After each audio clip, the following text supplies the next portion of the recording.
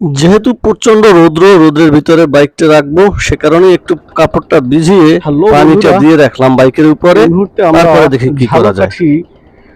উপজেলার হিমানন্দ কাঠি যে বেতরা বড় ব্রিজ সংলগ্ন বাউকাঠি, এই জায়গাটাতে অবস্থান করছে। এখানে একটি ভাসমান রেস্টুরেন্ট হয়েছে, যেটি খালি ড্রামের উপরে।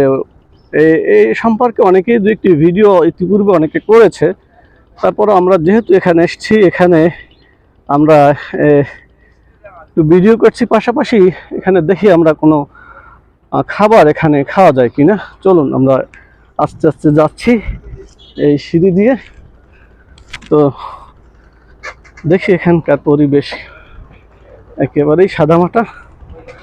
তো যাই হোক, চলে আসছি আমরা কিন্তু ভিতরে।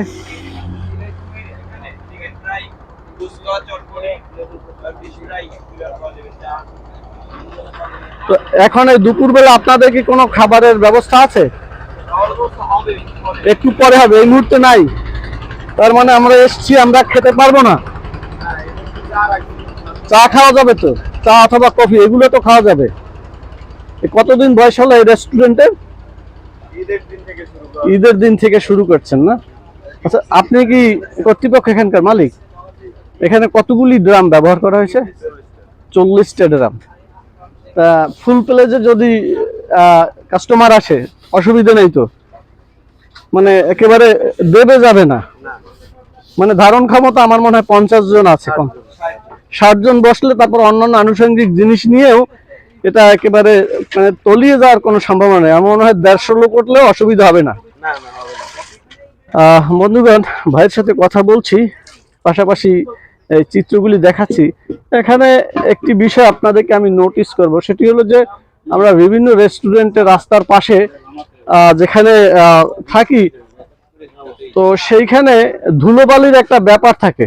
বাট এইখানে ধুলোবালির ব্যাপারটা নাই বললেই চলে, যেহেতু পাশে যে রাস্তা এবং যেহেতু এটি নদীর ভিতরে, শুকনো যে ধুলোবালুর যে ব্যাপকতা সেটি এখানে পাওয়া যাবে না, একদমই নেই বললে চলে।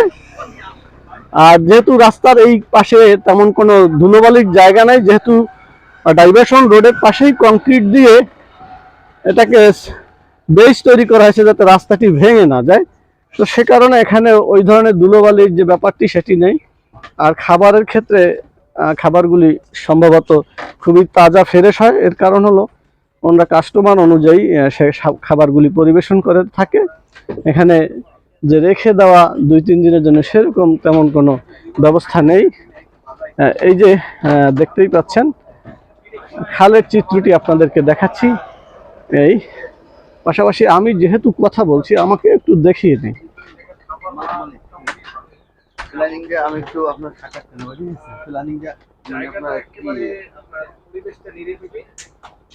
এই যে দেখতে পাচ্ছেন, অনেকেই কিন্তু গেস্ট এখানে অলরেডি এসেছেন, ওনারা কথা বলছেন ওনাদের পারপাসে।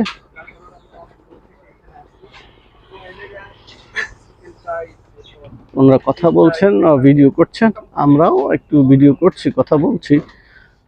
আসলে কি, আমি সবসময় একটু ব্যক্তিগতভাবে আমার মতামত অনেক সময় দিয়ে থাকি। আমি বিভিন্ন দেশে রেস্টুরেন্টে আমি গিয়েছি। তো বিষয়টি হলো যে বাংলাদেশি মানুষের কাছে একটু ভালো পরিবেশ, ভালো রেস্টুরেন্টের কিন্তু একটা অভাব রয়েছে। সেক্ষেত্রে একটু ভালো পরিবেশ বলেন, একটু আনকমন ব্যাপার বলেন, সেটি পেলে আমরা বাঙালিরা একটু স্বাচ্ছন্দ্য বোধ করি। সেটি দূরত্ব যাই হোক না কেন, সেখানে আমরা কিন্তু যাওয়ার চেষ্টা করি। একটি প্রবণতা কিন্তু আমাদের ভিতরে আছে। এ বিষয়টি আমাকে খুব ভালো লেগেছে। এবং পাশেই যেরকম একটি মনোরম গ্রামীণ পরিবেশ একেবারে খালের ভিতর থেকে, সেটিও কিন্তু আপনাদের মনকে আন্দোলিত করবে। ঠিক আছে, ভাইয়ের নাম যেন কি বলছিলেন? এগুলি সবগুলি পেজেই ছাড়লে কিন্তু একটা ব্যাপার আসবে, আপনাদের একটা আলাদা আসবে। এই যে আপনাদেরকে এখনই দেখিয়ে দেব, এই যে ট্রলারে ভর্তি করে ডিমের একটি চালান যাচ্ছে, অনেক বড় চালান। এই যে ডিমের চালান যাচ্ছে এই খাল দিয়ে, এখান থেকে ভাউকাঠি চলে যাওয়া যাবে। যে ডিমের ট্রলারটি যাচ্ছে এখান থেকে, এই যে একেবারে একটি সুন্দর মনোরম পরিবেশ। যেহেতু প্লাস্টিকের চেয়ার এগুলি দেওয়া হয়েছে ওয়েট কমানোর জন্য, এটি একটি ভালো দিক বন্ধুগণ, আমার কাছে ভালো লেগেছে, খারাপ নয়। তো যাই হোক, আমরা এখানে ভিডিওটি ছেড়ে দেব, বেশি সময় আর নেব না। তো এখানে মূলত তাহলে ফাস্টফুড আইটেমের খাবারগুলি পাওয়া যাচ্ছে। ফুচকা না ধরা লাগবে না, অসুবিধা নেই, দেখা যায় আমাকে। তো যে বিষয়টি বলছি যে ফাস্টফুড আইটেমের খাবার ফুচকা, তারপরে চটপটি, হালিম, চিকেন ফ্রাই, চা কফি, চিকেন জাতীয় যে চিকেন ফ্রাই, চিকেন চিলি বা চিকেন কাবাব, চিকেন চাপ, এই জাতীয় জিনিস আছে। চিকেন ফ্রাইটা, তারপরে ফ্রেঞ্চ ফ্রাই আছে। আচ্ছা বুঝছি, তাহলে চিকেন আইটেম, ফ্রেঞ্চ ফ্রাই, অর্থাৎ ফাস্টফুড আইটেমের মোটামুটি যা যা এখন অ্যাভেলেবেল হয়েছে বাংলাদেশের প্রেক্ষাপটে সেগুলি মোটামুটি পাওয়া যায়, ঠিক আছে, বাট রিজনেবল প্রাইসে, তাই তো? কারণ কি, এটা বাঙালিদের এতটা এফোর্ড করার মতো এখন পর্যন্ত অনেকেই ওই লেভেলে আসে নাই, চেষ্টা করছে, আলহামদুলিল্লাহ হয়েও গেছে, সেটাও ঠিক। আমি কাউকে ছোট করার উদ্দেশ্যে বলিনি, যেটা বাস্তবতা সেই নিরিখেই কথা বলছি। 5-10 বছর আগে আমাদের দেশের গ্রামের মানুষেরা চিকেন ফ্রাই কি চিনতো না, তার জন্যই আমরা এখন কিন্তু আলহামদুলিল্লাহ সব জায়গায় চিকেন ফ্রাই বলেন, চিকেন ললি, চিকেন চাপ, চিকেন মাটা, চিকেন মশালা, বিভিন্ন ধরনের ফ্রাইড রাইস, এই জাতীয় ফাস্টফুড আইটেম কিন্তু অলরেডি পেয়ে যাচ্ছে, খাচ্ছে।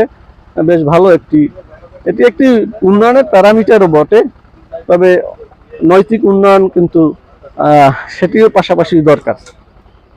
বন্ধুগণ, আজকের ভিডিওটি এখানেই ছেড়ে দিচ্ছি। সবাই ভালো থাকবেন, সুন্দর থাকবেন, গুড বাই, অ্যান্ড সকলের জন্য শুভ কামনা রেখেই শেষ করছি। আল্লাহ।